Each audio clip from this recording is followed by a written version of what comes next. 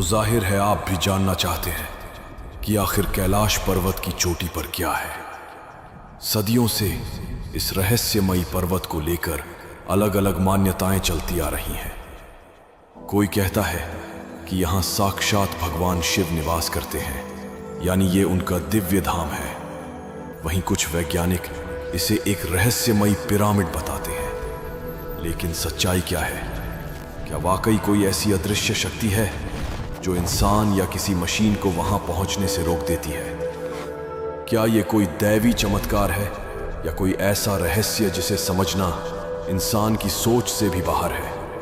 अगर आप भी इन सवालों के जवाब जानना चाहते हैं तो इस वीडियो को अंत तक जरूर देखिए, क्योंकि आज हम आपको बताने जा रहे हैं वो कहानी जो वर्षों से लोगों के मन में एक रहस्य बनकर छुपी हुई है कि आखिर कैलाश की सबसे ऊंची चोटी पर क्या है। कहते हैं इस रहस्य को एक तपस्वी साधु ने अपने जीवन के अंतिम समय में अपने शिष्य को बताया था।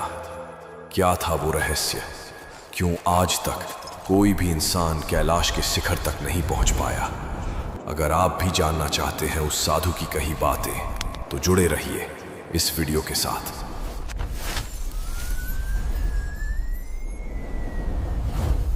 लेकिन उससे पहले अगर आप भी भगवान शिव के सच्चे भक्त हैं तो इस वीडियो को एक लाइक जरूर करिएगा, और अगर अभी तक चैनल को सब्सक्राइब नहीं किया है तो कर लीजिए।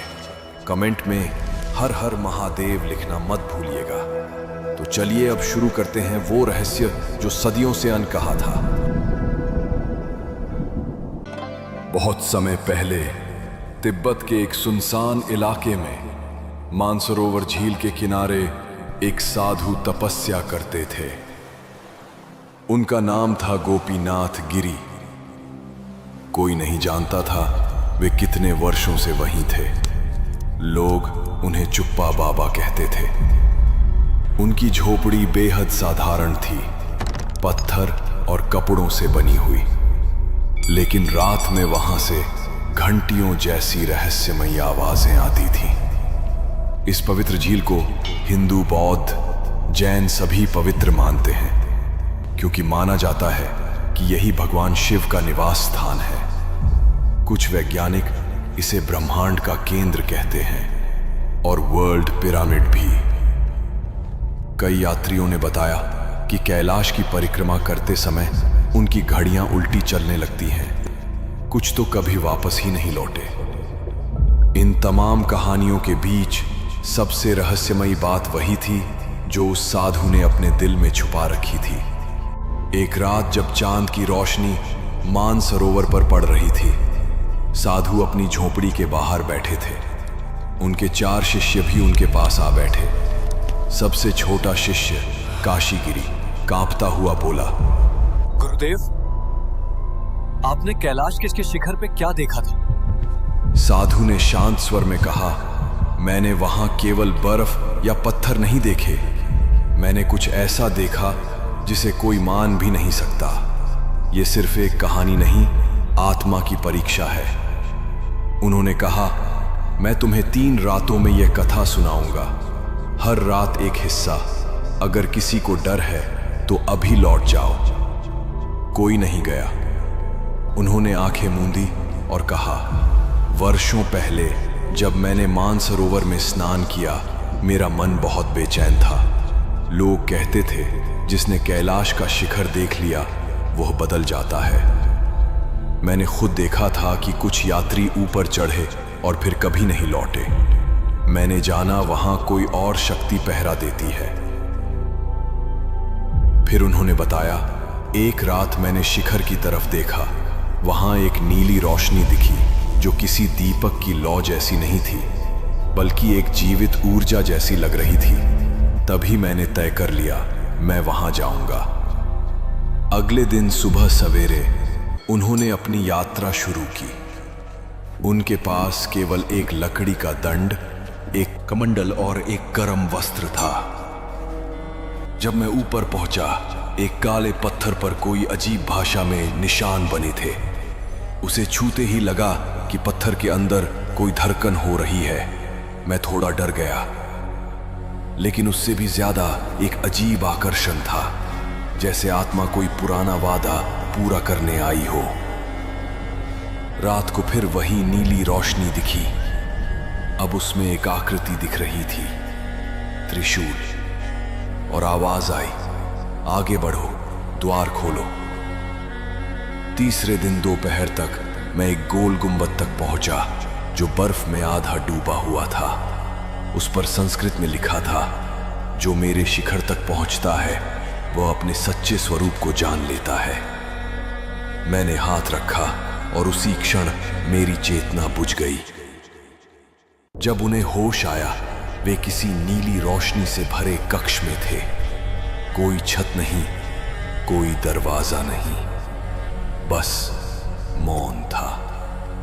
ऐसा मौन जो बोलता था। दूसरी रात की कथा। अगली रात शिष्य फिर से साधु के पास बैठे थे।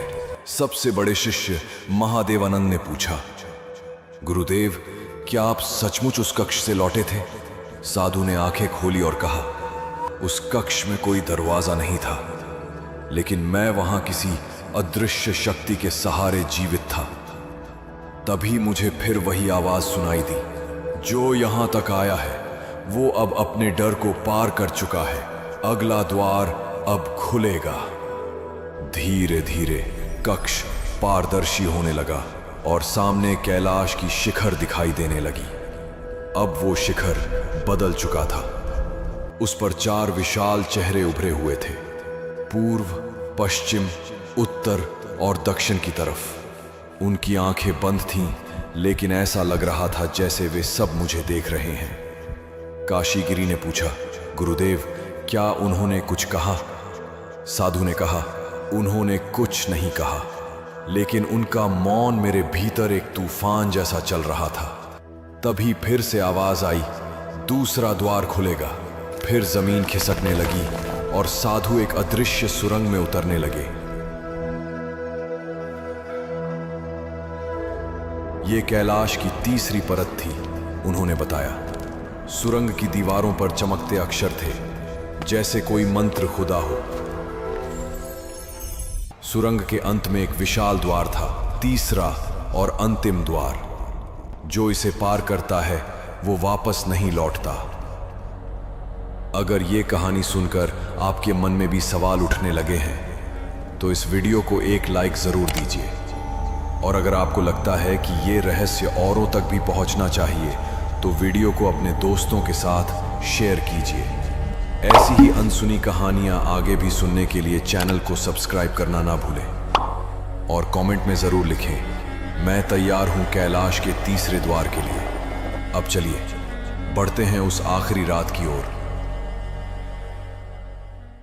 अंतिम रात। झोपड़ी में सन्नाटा था। शिष्य सांस रोककर बैठे थे। साधु ने कहना शुरू किया। तीसरे द्वार पर हाथ रखते ही एक ऊर्जा मेरे अंदर फैल गई।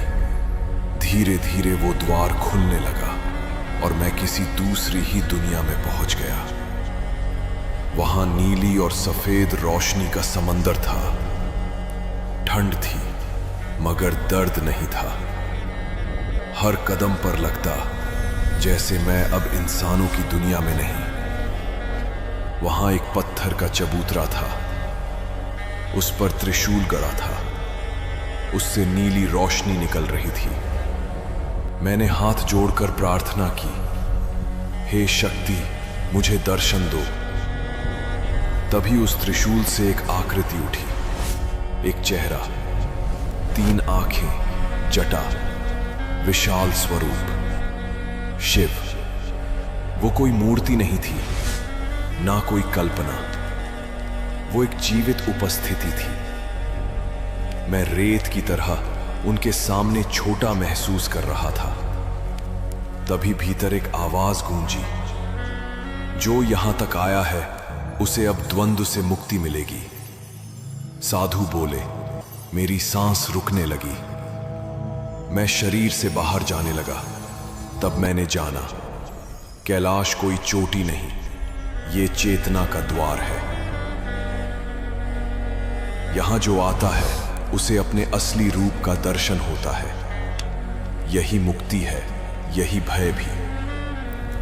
मैं लौट आया, लेकिन अब मैं वही इंसान नहीं रहा। मैंने मौन व्रत ले लिया ताकि यह सच किसी पर थोप ना दूं। झोपड़ी में शांति थी, दीपक की लौ कांप रही थी। काशीगिरी ने धीरे से पूछा, गुरुदेव, क्या यह सब सपना था? साधु ने मुस्कुराकर कहा, अगर आत्मा उसमें डूब जाए तो सपना भी सच हो जाता है। कैलाश के शिखर पर कोई मूर्ति नहीं, कोई चमत्कार नहीं, वहां तुम्हारा असली चेहरा छुपा है। जो उसे देख लेता है उसके लिए जीवन और मृत्यु का फर्क मिट जाता है। साधु ने आंखें बंद कर ली। दीपक की लौ बुझ गई। चारों शिष्य चुपचाप बैठे रहे। सिर्फ एक बात उनके दिलों में गूंज रही थी, कैलाश के शिखर पर क्या है? तुम्हारा ही असली चेहरा। कैलाश कोई चोटी नहीं, वो शिव का श्वास है, जिसे सिर्फ वही महसूस कर सकता है जो खुद को मिटा चुका हो। जो वहां गया वो लौटा नहीं, बल्कि जाग उठा। अगर ये कथा आपके दिल की गहराइयों तक पहुंची हो तो इस वीडियो को महादेव के नाम पर लाइक कर दीजिए।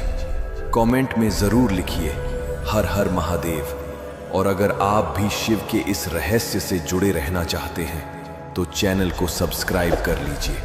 इस वीडियो को एक भक्त की तरह शेयर करिए ताकि महादेव का नाम हर कोने तक गूंजे। हर हर महादेव।